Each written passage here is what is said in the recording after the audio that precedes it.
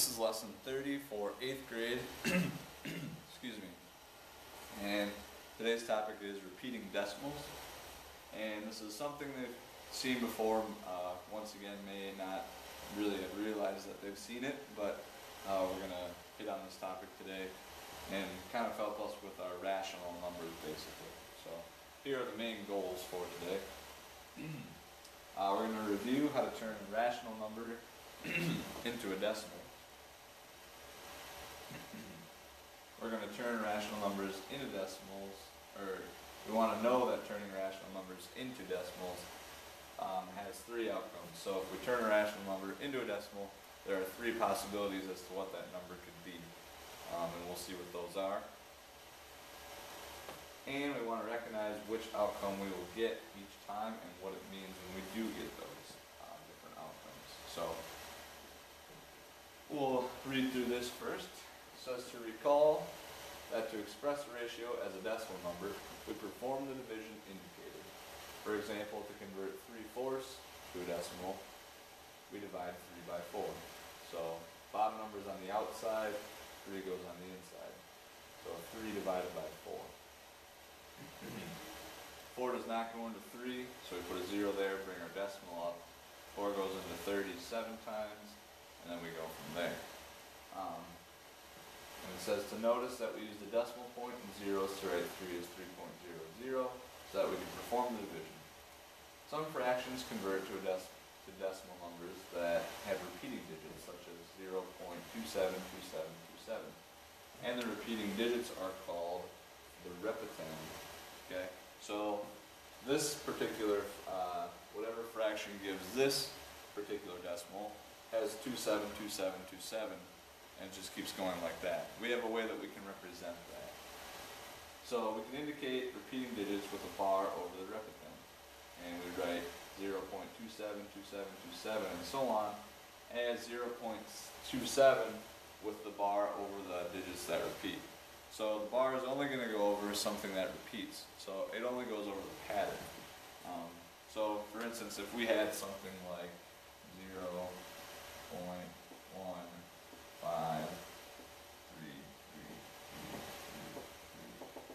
and the 3's kept going on, we could write this as 0.153, but the bar would only go over the 3, because that's the only part that would be repeating.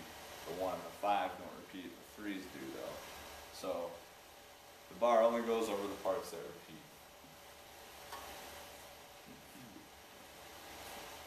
So let's see what this looks like here. It says express each fraction or mixed number as a decimal number. So like up here, we just take 1 divided by 6 for letter A.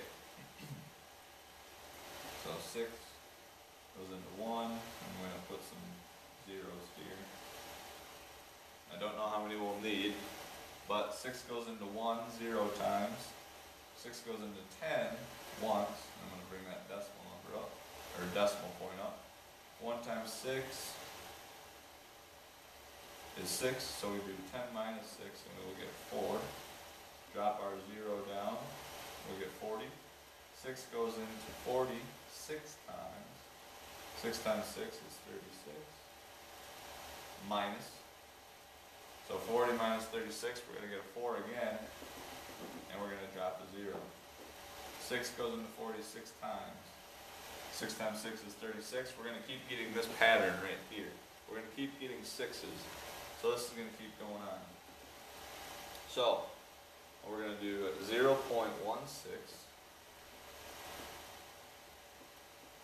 with the bar over the part that's repeating. 1 is not repeated, but 6's are, so 6 gets the bar. So that would be the decimal version of 1/6. Now let's look at 2/3. For 2 and 1/3, I'm going to just focus on the fraction part. You could turn this improper and then do the division, but I'm just going to focus on this part. I know that this is going to be 2 point something, because 2's a whole number, and that just means that we're going to get 2 plus whatever that fraction is. So we already have 2, it's bigger than 1. We're going to get 2 plus whatever the fraction is. So I'm going to leave 2 and just focus on the fraction part and see what we get there. So we want to go 1 divided by 3. Let's see, that would be 1, 3, 1.000. You never know how many zeros you're going to need. And in fact, sometimes when you're looking for those patterns, you might have to go out 5 to, who knows, 5 and 10 spaces before you see a pattern. So we want to be careful before we try to determine whether something's rational or irrational. Remember, irrational numbers will give us decimal numbers, but they don't have any pattern to them. So we want to make sure that we're careful, and if there is any sort of pattern, that we find it. Alright, so 3 goes into 1, 0 times. Bring that decimal up. 3 goes into 10 3 times. 3 times 3 is 9. Subtract. 10 minus 9 is 1. Drop down our 0, we get 10. 3 goes into 10 3 times. 3 times 3 is 9. And we can see we're going to keep getting this pattern, and we're going to keep getting 3's.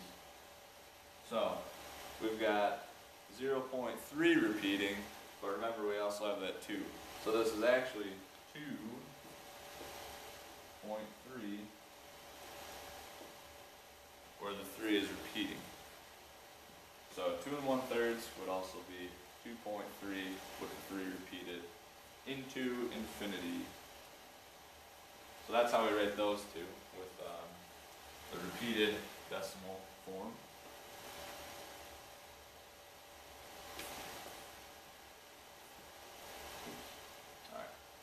So here are the different outcomes that we can get when we have a rational number to decimal. And remember that a rational number is any whole number, it can be 0, and it can be any fraction. And that includes the negatives. Alright, so 3 different outcomes from converting a rational to a decimal. The rational could be an integer. The rational number is a terminating decimal number. So that would be like 0.5 or 1/2. It stops. It stops at 0.5. It doesn't keep going on forever with some sort of pattern. The rational number is a non-terminating decimal with repeating digits. So that would be like we saw over here. Non-terminating because the decimal numbers went on forever, but it had a pattern to it. So the difference between rational and irrational is that it would be non-terminating, but there's no pattern to it. Okay. All right. And that's what this says right here. Non-terminating, non-repeating decimals are the irrational numbers and do not result from converting a rational to a decimal. So remember, an irrational would be something like square root of 2, where we'll get some decimal, but there will be no rhyme or reason to it. There will be no pattern that repeats. Okay. So let's do this one real quick. I'm going to check the time. Alright, we're still doing okay. Find 5/6 of $12.47. So we want to figure out what 1/6 of this is first, and then multiply it by 5. So we're going to divide this by 6.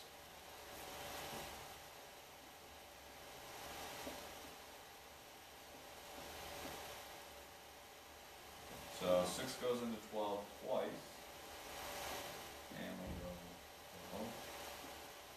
We'll get 0. Decimal there. Decimal comes up.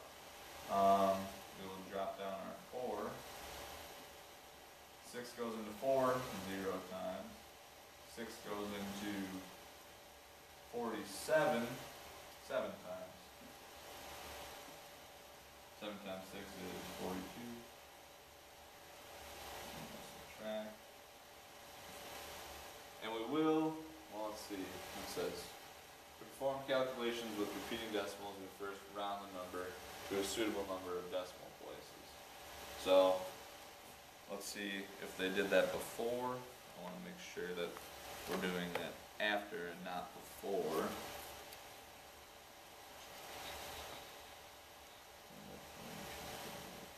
Oh, I see what they did. Well, we could do it the way that I'm doing it. We could get about $2.07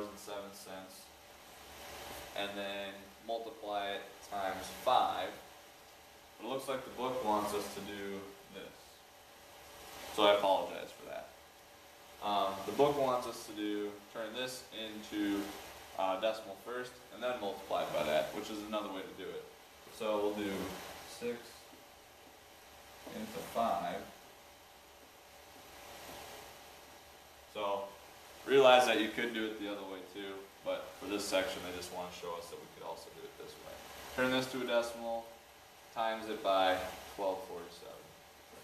Alright, so 6 goes into 5 0 times, and 6 goes into 50 8 times. 6 times 8 is 48. 50 minus 48 is 20. We drop that down. 6 goes into 20 3 times. 3 times 6 is 18. Subtract. We get 20 again. And it goes into 3 times. We're going to keep getting this pattern. We're going to keep getting 3's. So this would be 0.83 with the bar over the 3. So we're going to round this off to 0.83. We would do 0.83 times 1247.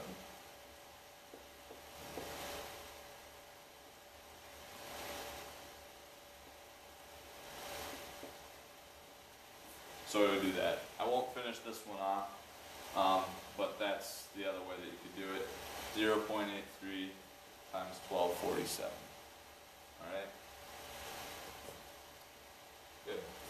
And we can see that that would round to 0.83 because this 3 is less than 5, which means we're going to keep this the same. Alright, sorry for the little mix-up on that, even though both ways would be okay. Alright, last thing here, I believe. Yep, last one. Let's order these from least to greatest. What I like to do here, and this can get very confusing, is I like to turn these into percents of first, because that seems to be the easiest way to look at it. So 0.3, this is a terminating decimal, this is a terminating decimal, this is a non-terminating decimal.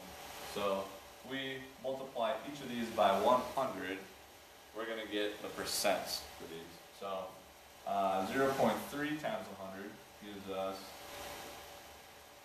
30%.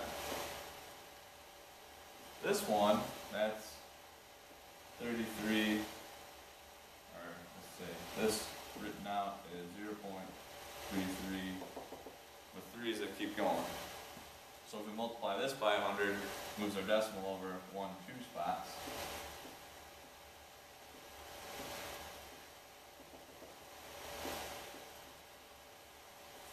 Okay, so that's the percent we're looking at, or 33 and a third.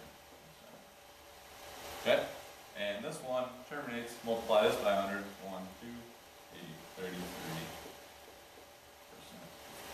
So we want to order those from least to greatest, alright? Looks like 30% is our first one, or 0.3. Now, between these two, which one's bigger? Well, this one's bigger by 1/3. They're very close in value, but they're definitely not the same. So, 0.33, and then, lastly, 0.3,